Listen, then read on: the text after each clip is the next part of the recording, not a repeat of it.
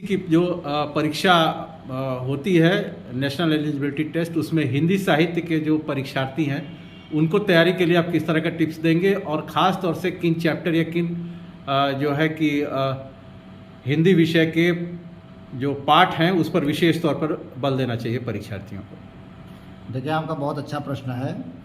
आज यूजीसी की चाहे परीक्षाएं हों या आईएसपीसीएस की परीक्षाएं हों या अन्य प्रतियोगी परीक्षाएं हों, उसमें विद्यार्थी का ध्यान सम्यक पाठ्यक्रम की ओर जाना चाहिए, जिसमें हिंदी साहित्य का इतिहास प्रवृत्तियों के आधार पर पढ़ा जाए। जैसे अगर आप आदिकाल पढ़ रहे हैं तो आदिकाल की क्या प्रवृत्तियां थीं, उस कालखंड के क्या कवि थे।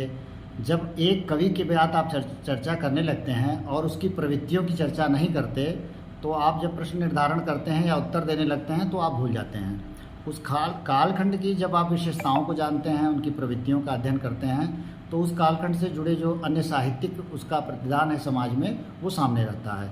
अब जैसे हम आदिकाल की बात कर रहे हैं, तो आदिकाल की जो रचनाएं हैं वो वीर गाथा मूलक हैं। किसी लेखक का कहना है, विद्वान का कहना है, तो वीर गाथा मूलक कौन सी रचनाएं हैं, इस पर हमको फोकस करना होगा। यूजीसी का जो सिलेबस है बहुत अच्छा सिलेबस है।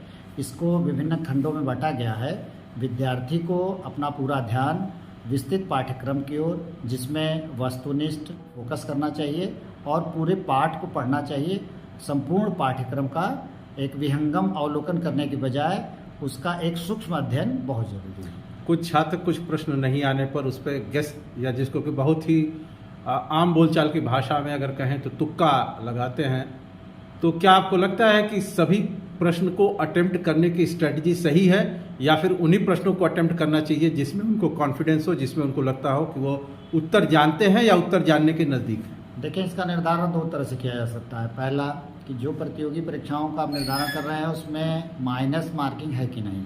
अगर माइनस मार्किंग नहीं है तो आप उन प्रश्नों को भी कर सकते हैं जिनका जवाब आप न भी जानते हों। लेकिन अगर माइनस मार्किंग है, जैसे अभी कल बीएड की परीक्षाएं होनी है, इसमें सही उत्तर पे 3 अंक और गलत उत्तर पे 1 अंक कटेगा, तो ऐसे में आपको जो सही अंक उत्तर हैं वही करना चाहिए। पता चला आपने 3 प्रश्न किया, आपको 3 3 9 अंक मिला, और 8 प्रश्न आपने गलत कर दिए तो आपके 8 अंक कट गए, तो आपको कुल मिला के 1 अंक मिला।